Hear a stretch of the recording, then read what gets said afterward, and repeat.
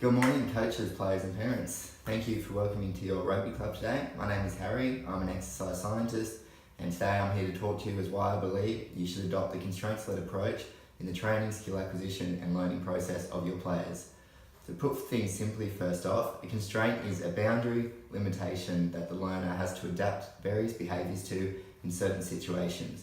So constraints can either be individual to the learner, so this is things such as size, strength, motivation or fear.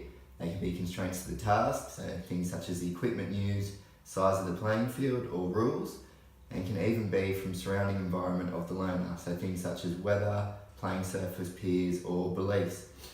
It is how well the learner interacts with these constraints that will determine the success of the outcome of the performance of a skill. The constraints-led approach promotes a more hands-off approach from coaches, so allowing players to learn and adapt their own methods to deal with situations within their sporting context.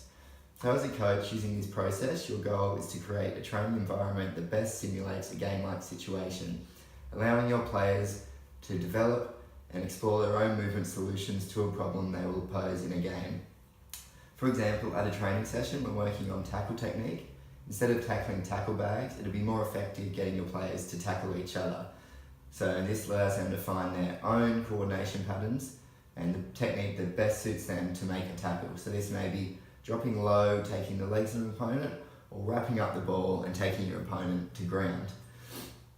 So how the individual chooses which movement is best to them will depend on their individual constraints and things such as size and strength.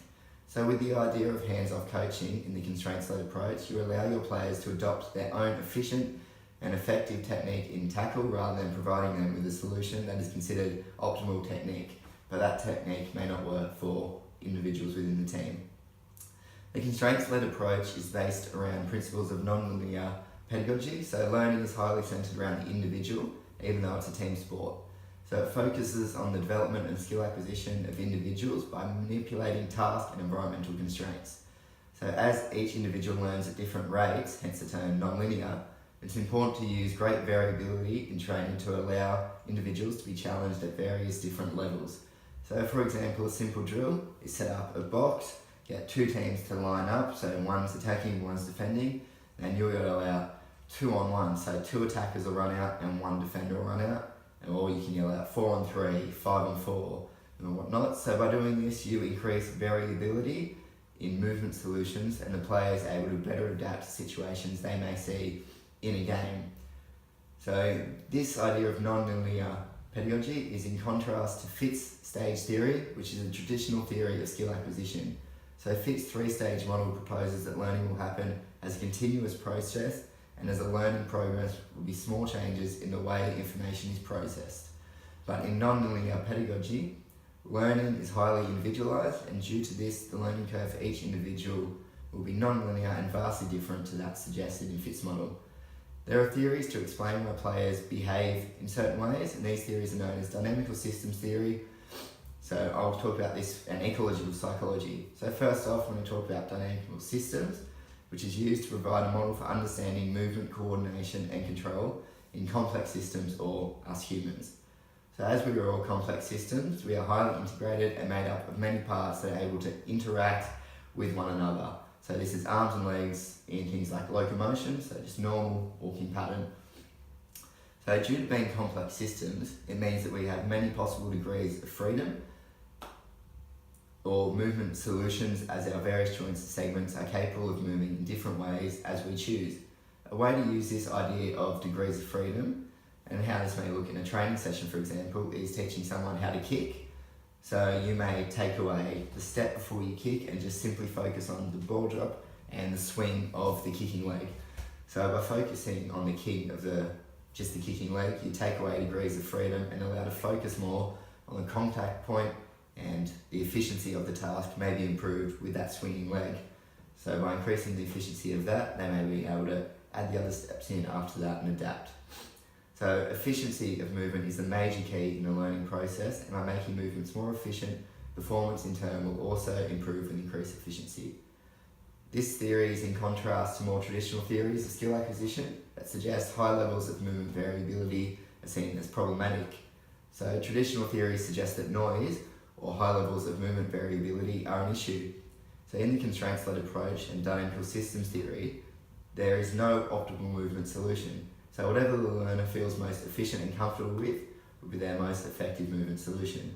So if you look at some of the greatest goal kickers of all time, so Dan Carter, Johnny Wilkinson, you'll see that they have vastly different kicking techniques, but as they've proven, it's very, very effective to them. So dynamical systems theory is also in contrast to neuromaturational theory, which suggests that CNS maturation or central nervous system is the reason behind skill acquisition, but it fails to consider environmental factors or the fact that adults are able to acquire new skills. Whereas the dynamical systems theory, however, is all about using most effective degrees of freedom or movement solution in response to environmental stimulus. Next theory I'm going to ask you to consider is ecological psychology. So this is all about the info we perceive from the environment and how we use this perception to act on our movements with the supporting context. So in our context, most important information is what we will perceive directly from our environment. So what we perceive will determine when, how and where we act on an affordance. So an affordance is an opportunity for action. In a rugby game, this would be seen as a hole in the defensive line that your player can run through. So to train for this in a session, you can run opposed backline sessions. So by running opposed, your players in attack in turn have to respond to what the defensive line does.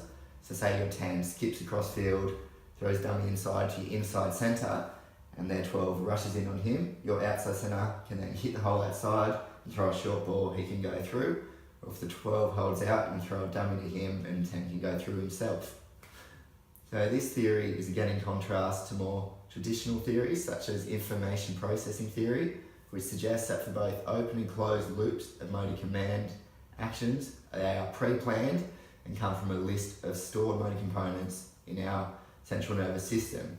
So this doesn't take into account the behavioural response of your player to a stimulus, or an opposition player. In the same situation as before, the opposed backline sessions, this is your 5'8" going in with a preconceived idea that he's going to pass the ball. He may miss an opportunity, throw a dummy and go through a hole himself.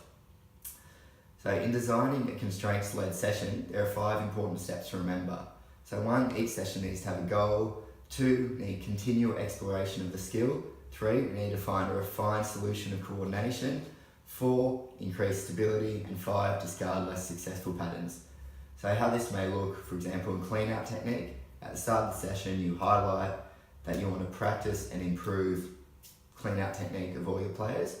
So then we move on to step 2, exploration of say 2 techniques. So I've got plane taking off, so starting in low, clearing out, taking away, or the grab and roll technique to get rid of a player. So after that, your players will find a solution that works best for them and they will refine this.